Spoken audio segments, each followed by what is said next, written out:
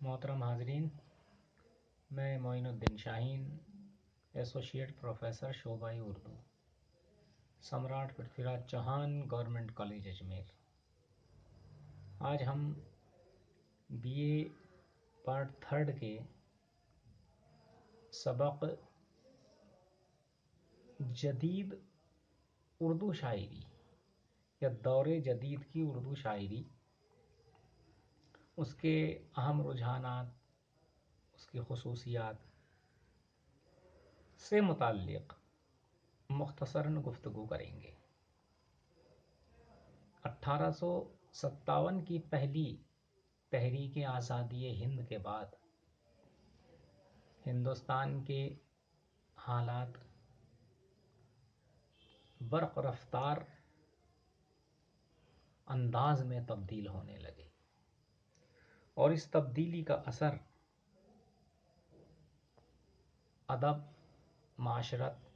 और इंसानी ज़िंदगी के मुख्तलिफ शोबाजात पर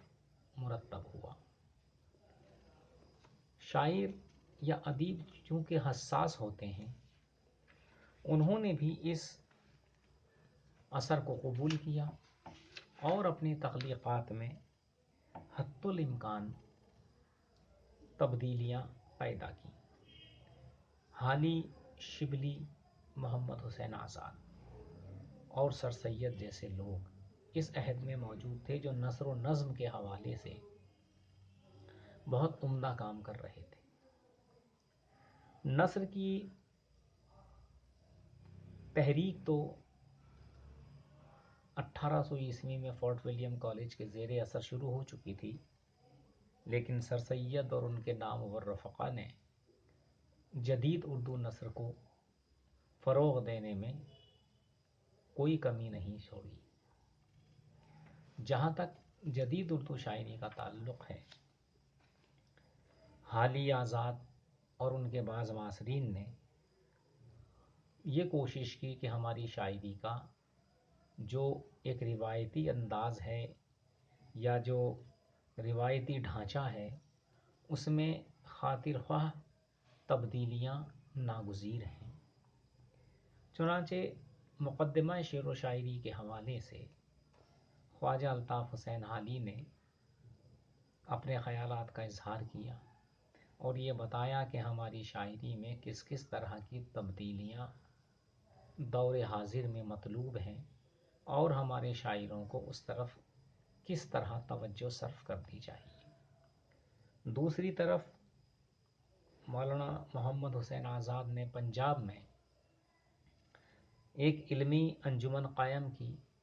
जिसका मकसद ये था कि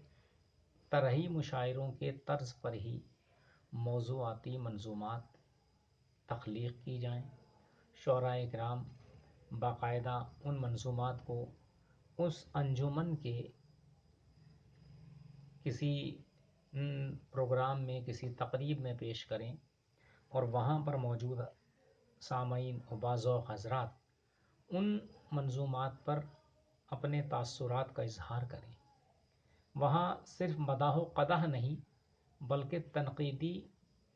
नुक़्ता-ए निगाह को मलहूज़ रखना अज़हद ज़रूरी करार दिया गया, क्योंकि बाज़ औक़ात झूठी तारीफ़ों से तख्लीक़कार मुब्तलाए गलत फ़हमी हो जाता है। इसलिए हकीकत व सदाकत तो ये है कि उसकी खूबियों का भी जायज़ा लिया जाए, उसकी ख़ामियों पर भी नज़र डाली जाए और उसे वहाँ मौजूद हज़रात, चाहे वो नाक़िदीन हो, मुफ़क्किरीन हो, चंद ऐसे मशवरों से नवाजें जो अदब के लिए सूदमंद साबित हो सकते हैं। हाली, आज़ाद और उनके मासरीन ने, जिनमें शिबली नोमानी भी शामिल थे और आगे चल के धीरे धीरे सिलसिला आगे बढ़ता है, उन सभी ने उस अहद की ज़रूरतों को ध्यान में रखते हुए जदीद किस्म की मंजूमात की तख्लीक़ की तरफ खुसूसी तवज्जो सर्फ की। यही वजह है कि जब हम जदीद शायरी या जदीद नज़्म की बात करते हैं तो हमारी बात की शुरुआत या हमारी गुफ्तगू का आगाज़ मासरीन हाली या मासरीन शिबली नोमानी या मासरीन मोहम्मद हुसैन आज़ाद से होता है। ان حضرات کی کوششوں سے جو نتائج 30-40 سال بعد برآمد ہوئے، ان میں وہ بڑے شاعر منظر عام پہ آئے جن میں سب سے بڑا نام آتا ہے علامہ اقبال کا۔ اسی لیے کسی نقاد نے لکھا ہے کہ حالی اور محمد حسین آزاد نے جدید اردو شاعری کا جو خواب دیکھا تھا، علامہ اقبال کسی نہ کسی صورت میں اس خواب کی تعبیر معلوم ہوتے ہیں۔